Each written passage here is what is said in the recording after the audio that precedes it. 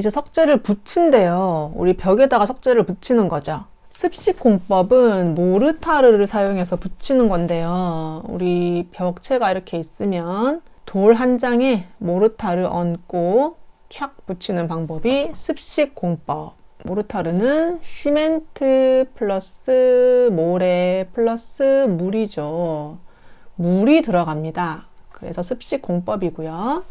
건식공법은 이렇게 앵커 등을 박는 건데, 이게 모르타르를 붙일 수 있는 게 있고 없는 게 있는데, 여기 중간에 공간을 비워서 단열재 같은 걸 시공해야 될 때는 여기 몰타를 채워버릴 수가 없어요. 그래서 앵커 볼트를 하고 안에 우레탄 폼을 쏘거나 단열재를 넣는 방식, 그것이 건식공법.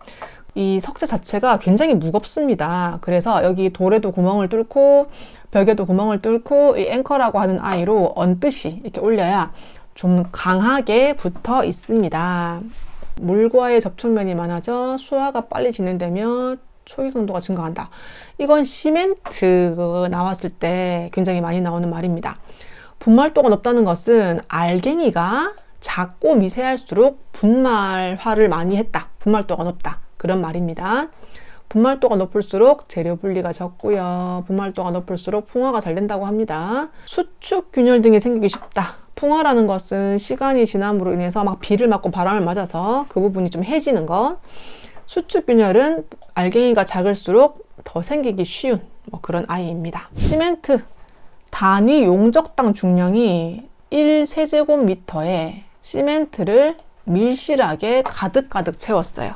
그러면 1500kg, 다른 말로 1.5톤 이렇게 나옵니다. 시멘트 한 포의 무게는 40kg인데 이렇게 포대에 나눠서 운반을 하고 사용을 하죠. 그 한 포가 40kg. 시멘트의 원료는 뭡니까? 석회석이 주성분 65% 이상 되고요.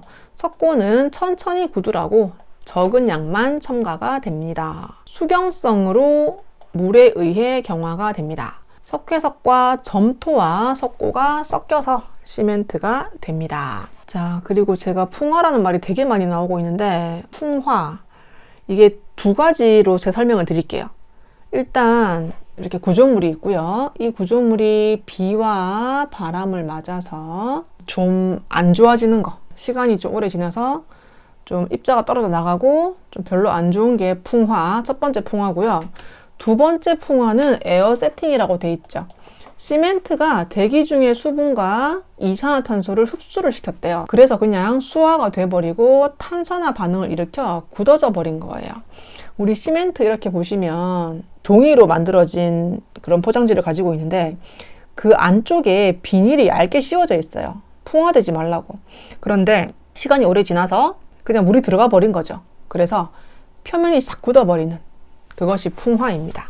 수화 반응은 시멘트를 물과 섞으면 수경성 화합물과 화학 반응을 일으키는 현상, 그리고 수화할 때 발생하는 열이 수화열입니다. 그래서 콘크리트를 타설하고 난 다음에 이렇게 물을 뿌려주기도 하는데 이 열을 낮춰줘서 천천히 굳도록 만들어주는 역할을 합니다. 시멘트의 응결 시간, 물을 붓고 나면 1시간 이후부터 굳기 시작해서 10시간 이내에 끝이 납니다. 안정성, 응결, 분말도에 대한 얘기가 계속 나오고 있는데, 분말도는 시멘트 입자가 얼만큼 미세한가. 입자가 작을수록 분말도는 높아요. 이건 반드시 알아두시기 바랍니다. 그리고 안정성은 시멘트가 경화하면서 최적이 팽창되고 팽창균열이 생기는 정도입니다. 팽창균열이 덜 생길수록 안정적이기 때문에 그 안정성의 값이 달라질 것이고요. 응결은 시멘트에 수분이 혼합된 시멘트 페이스트가 이것이 시간이 경과함에 따라 유동성과 점성을 상실하면서 굳어지는 것을 응결이라고 합니다. 시멘트의 종류, 포틀랜드 시멘트가 보통 시멘트고요.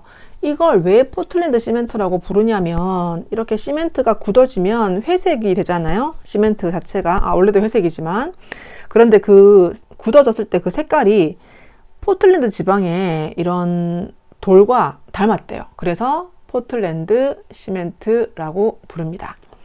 19세기 초에 영국의 아프스틴 또는 아스틴이라고 부르던데 이 사람이 시멘트 만드는 방법을 개발했어요. 시멘트에 점토 섞고요. 섞어서 붙이는 거죠.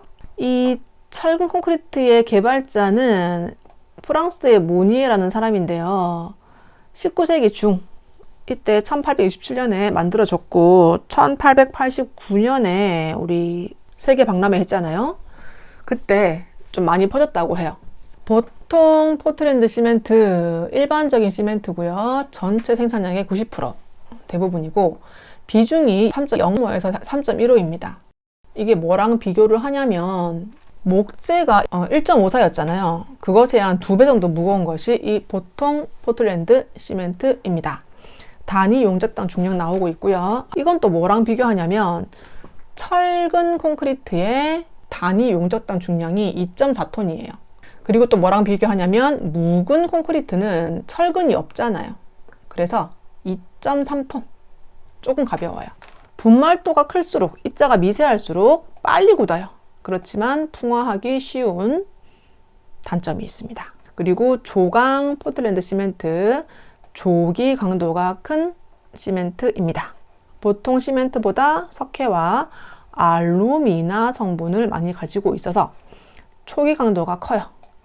28일 지나야 그 발현되는 압축 강도가 7일 만에 나온다고 합니다. 공기 단축, 공사 기간 단축을 위한 공사와 추울 때, 잘 안 굳을 때, 그리고 물 속에 잘 안 굳죠. 그럴 때 적합한 시멘트가 조강 포틀랜드 시멘트.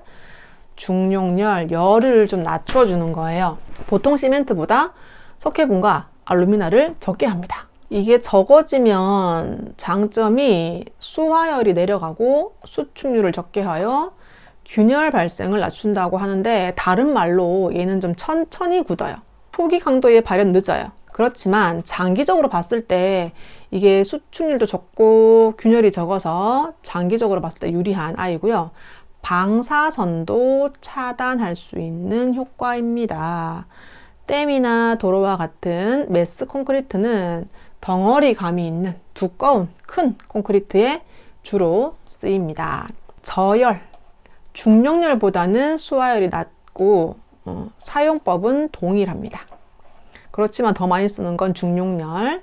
내황산염, 이것은 내화학성이 우수하고 해안가나 하수시설 공사에 주로 사용됩니다. 이 하수에서 좀 안 좋은 화학성분 같은 것들을 막아줄 수 있고 바닷가에 있는 염분도 막아줄 수 있는 게 내황산염 부분을 좀 해볼게요. 이건 플라이 애쉬 시멘트, 애쉬가 어떤 재죠. 석탄을 태우고 남은 부산물, 수화열 낮출 수 있어서 수축을 적게 할 수 있습니다. 그 혼합했는데 시멘트에 이 날아다니는 플라이 애쉬를 섞어주는 겁니다. 이 고로 슬래그도 비슷해요. 용광로에서 생긴 부산물을 섞어주는 겁니다. 이것도 수화열 낮출 수 있습니다. 화학적 저항성 커지고요. 왜 커지냐면 천천히 굳기 때문에 크랙이 적어져요. 빨리 굳는 게 무조건 좋은 건 아니에요. 빨리 굳으면 이 균열이 발생될 수 있는데 이건 천천히 굳으면서 균열이 발생이 적어져서 내구성도 높아지고 화학적 저항도 높아집니다. 댐이나 도로 항만 같은 대규모 콘크리트 공사, 다른 말로 매스감이 있는 매스 콘크리트에 또 주로 쓰입니다. 실리카 시멘트 계속 비슷한 말 나옵니다. 포틀랜드 시멘트에 규산질에 혼화제를 섞어준 거예요. 그래서 천천히 굳어요. 이 세 개 비슷해요. 알루미나 시멘트, 이 알루미나가 들어가면 들어갈수록 빨리 굳습니다. 긴급 공사, 추울 때 공사에 사용되고 하루 만에 28일 강도, 아까 7일 만에 된 것도 대단하다 했는데 하루 만에 강도가 나온다고 하네요. 폴리머 시멘트 콘크리트의 방수성, 내약품성, 변형 성능을 향상시키기 위하여 라텍스 같은 고분자 섬유를 시멘트에 섞었대요. 그래서 물에도 견딜 수 있고 약품에도 견딜 수 있고 충격성도 우수하고 좋다고 하네요. 킨즈 시멘트, 이것도 용어는 좀 알아두시기 바랍니다. 경석고를 주원료로 하고요. 점도가 커서 바르기가 쉽고 매끈한 마무리 작업에 쓰이는 것. 경석고 키워드 이거 외워두세요. 백시멘트라는 게 있어요. 마감공사에 쓰입니다. 우리 타일 바르고요. 요 사이사이에 발라주는 것도 이 백색 포틀랜드 시멘트 인조석 제조에도 쓰여요. 언제 쓰이냐면 우리 싱크대 상판에 이렇게 마치 이렇게 대리석처럼 생긴 예쁜 아이들이 있습니다. 그것은 백시멘트에 플러스 돌가루를 섞어서 이렇게 모양을 만든 다음에 물갈기를 해주는 그런 것이 인조석인데요. 이게 주 원료로 쓰입니다. 자, 혼화 재료, 콘크리트의 성질을 개량할 목적으로 섞어주는 재료. 사용량이 비교적 많아요. 5% 이상. 배합 계산에 포함이 됩니다. 포졸란이라고 하는 아이는 시멘트가 수화될 때 생기는 수산화칼슘과 화합하여 불용성 화합물을 만드는 미세분 재료. 콘크리트의 장기 강도를 증진한다. 천천히 굳게 만든다라고 이해를 해주세요. 바닷물에 대한 화학적 저항성과 수밀성, 물에 대해서 밀실하게 견뎌서 물이 들어오지 않도록 하는 수밀성 등을 계산해주는 특징이 있고요. 플라이애쉬, 고로슬래그 전부 다 5% 이상 들어가는 가루를 섞어주는 그런 아이들입니다. 그리고 플라이애쉬랑 고로슬래그는 반드시 구분하세요. 자, 혼화재, 어이는요, 사용량이 적어서 콘크리트 배합에 무시되는 거, 1% 이하. 이 AE재라고 하는 건 그런 느낌이에요. 그 비누 만들 때 들어가는 계면 활성제, 기포 만들어주는 거. 시멘트를 보관하는 창고의 조건입니다. 시멘트를 어떤 대규모 공사에서 많이 사온 거예요. 이 보관 창고는 통풍이 안 되게 하는 게 특징입니다. 창은 채광용으로 이 창을 열어서 막 환기시키지 않도록 해야 됩니다. 이게 왜 그러냐면 환기를 시키면 외부에 수분이 들어와요. 수분이 시멘트와 만나는 게 풍화되는 거죠. 풍화가 돼버리면 안 되기 때문에 최소한의 수분만 가지고 있습니다. 그래서 만약에 문제에서 환기가 잘 돼야 되니까 창을 최대한 크게 하세요. 그건 틀린 거. 바닥은 건조하게 해야 되고요. 이 땅에서 30cm 이상 띄웁니다. 바닥에서 이 정도만 띄워도 빗물 유입이 안 되는 높이입니다. 반입구와 반출구를 따로 두어 먼저 반입한 시멘트를 먼저 씁니다. 다른 말로는 선입 선출. 이쪽이 들어가는 문이고요. 반대쪽에 나오는 문이 있어요. 이렇게 들어가게 되면 안쪽에 쌓게 되죠. 이 먼저 쌓은 것을 먼저 내야 됩니다. 창고 주위에 배수도랑을 두고요. 빗물이 들어오지 않도록 여기 도랑을 파요. 쌓기 단수는 13포 이하. 이거 별표 2개 해놓으세요. 장기간 쌓는 것은 7포 이내. 이거 말 바꿔서 한 번씩 나와요.